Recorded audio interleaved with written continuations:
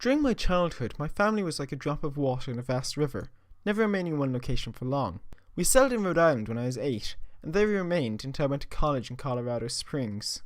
Most of my memories are rooted in Rhode Island, but there are still fragments in the attic of my brain which belong to the various homes we lived in when I was much younger. Most of these memories are unclear and pointless, chasing after another boy in the backyard of a house in North Carolina, trying to build a raft to float on the creek behind the apartment we rented in Pennsylvania, and so on. But there is one set of memories which remains as clear as glass, as those made just yesterday. I often wonder whether these memories are simply lucid dreams produced by the long sickness I experienced that spring, but in my heart, I know they're real. We were living in a house just outside the bustling metropolis of New Vineyard, Maine, population 643. It was a large structure, especially for a family of 3. There were a number of rooms I didn't see in the 5 months we resided there. In some ways, it was a waste of space, but it was the only house on the market at the time, at least within an hour's commute to my father's workplace. The day after my 5th birthday, attended by my parents alone, I came down with a fever. The doctor said I had mononucleosis, which meant no rough play and more fever for at least another 3 weeks. It was horrible timing to be bedridden. We were in the process of packing our things to move to Pennsylvania, and most things were already packed away in boxes, leaving my room barren. My mother brought me ginger ale and books several times a day, and these served as the function of being my primary form of entertainment. But boredom always loomed just around the corner, waiting to rear its ugly head and compound my misery. I don't exactly remember how I met Mr. Widemouth. I think it was about a week after I was diagnosed with mono. My first memory of the small creature was asking him his name. He told me to call him Mr. Widemouth because his mouth was large. In fact, everything about him was large in comparison to his body. His head, his eyes, his crooked ears, but his mouth was by far the largest. "He kind of looked like a Furby," I said as I flipped through one of my books. Mr. Widemouth stopped, gave me a puzzled look. "Furby? What's a Furby?" he asked. I shrugged. "You know, the toy, the robot with big ears. You can pet him and feed him, almost like a real pet." "Oh." Mr. Widemouth resumed his activity. "You don't need one of those. They aren't the same as having a real friend." I remember Mr. Widemouth disappearing every time my mother stopped in to check on me. "I lay under your bed," he explained later. "I don't want your parents to see me, because I'm afraid they won't let us play anymore." We didn't do much during those first few days. Mr. Widemouth just looked at my books, fascinated by the stories and pictures they contained. The 3rd or 4th morning after I met him, he greeted me with a large smile on his face. "I have a new game we can play," he said. "We have to wait until after your mother comes to check on you, because she can't see us play it. It's a secret game." After my mother delivered me more books and soda at the usual time, Mr. Widemouth slipped out from under the bed and tugged my hand. "We have to go to the room at the end of the hallway," he said. I objected at first, as my parents had forbidden me to leave my bed without their permission, but Mr. Widemouth persisted until I gave in. The room in question had no furniture or wallpaper. Its only distinguishing feature was a window on the opposite side of the doorway. Mr. Widemouth darted across the room and gave the window a firm push, flinging it open. He then beckoned me to look out at the ground below. We were on the 2nd story of the house, but it was on a hill, and from this angle the drop was further than 2 stories due to the incline. "I like to play pretend up here," Mr. Widemouth explained. "I pretend that there's a big soft trampoline below this window, and I jump. If you pretend hard enough, you'll bounce back like a feather. I want you to try." I was a 5-year-old with a fever, so only a hint of skepticism darted through my mind when I looked down and considered the possibility. "It's a long drop," I said.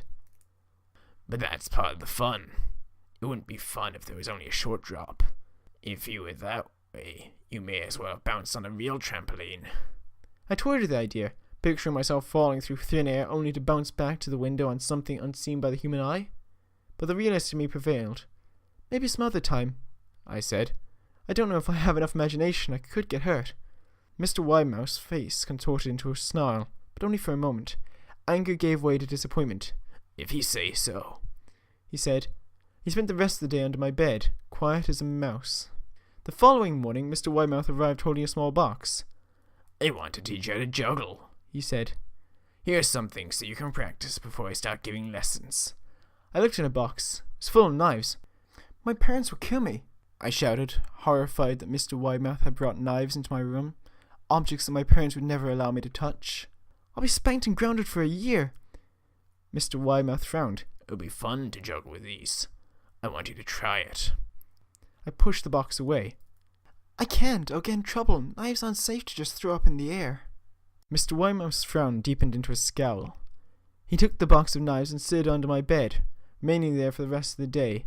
I began to wonder how often he was under me. I started having trouble sleeping after that. Mr. Widemouth often woke me up in the night, saying he put a real trampoline under the window. A big one that I couldn't see in the dark. I always declined and tried to get back to sleep, but Mr. Widemouth persisted. Sometimes he stayed by my side until early morning, encouraging me to jump. He wasn't so fun to play with anymore. My mother came to me one morning and told me I had her permission to walk outside. She thought the fresh air would be good for me, especially after being confined to my room for so long. Ecstatic, I put on my sneakers and trotted to the backyard, yearning for the feeling of sun on my face. Mr. Widemouth was waiting for me. I have something I want you to see, he said. I must have given him a weird look because he said, It's safe, I promise. I followed him to the beginning of a deer trail which ran through the woods behind the house. It's an important path, he explained. I've had lots of friends your age. When they were ready, I took them down this path to a special place. You aren't ready yet, but one day I hope to take you there. I returned to the house, wondering what kind of place lay beyond that trail. 2 weeks after I met Mr. Widemouth, the last load of our things had been packed into the moving truck. I'll be in the cab of that truck, sitting next to my father for the long drive to Pennsylvania. I considered telling Mr. Widemouth that I'd be leaving, but even as a 5-year-old, I was beginning to suspect perhaps the creature's intentions were not to my benefit, despite what he said otherwise. For this reason, I decided to keep my departure a secret. My father and I were in a truck at 4 a.m.